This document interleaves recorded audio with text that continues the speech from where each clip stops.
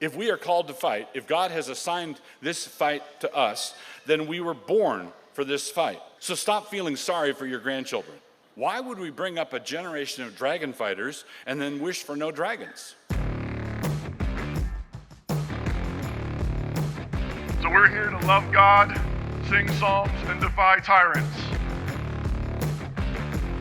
We should love all the things that God has given us to love, and we should love them rightly. God's word is pure. Assemble to sing it.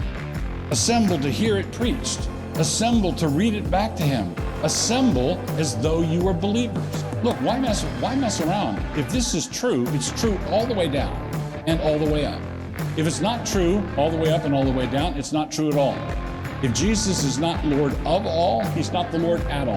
And that means you're all in or you're not. You have to live as though you're all in or don't.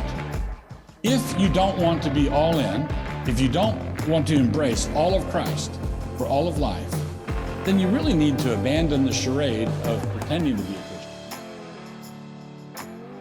No, let's worship the Lord back in the beauty of holiness.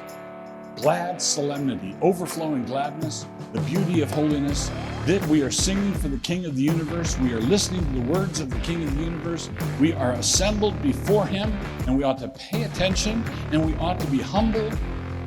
We ought to be aware of the weight of glory that's being granted to us. Your job is to image God to your children, to image God to your neighbors, to image God to everybody you come into contact with.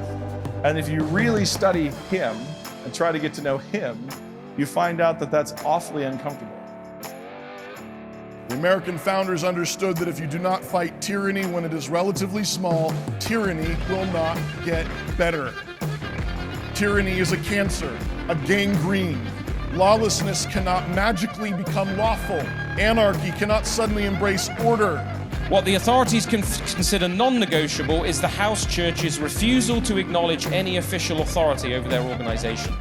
And that's actually really what's going on in Canada right now. There are a handful of churches who refuse to recognize the state's authority over the Church of Jesus Christ to unilaterally shut the church down indefinitely. You're up against a rival religion. That's why one of the first things it did was shut the churches down. Every spirit of the age tyrant does this. Get rid of the Bible, get rid of those preachers, those teachers. We can't have that. Love God, sing psalms, defy tyrants in that order.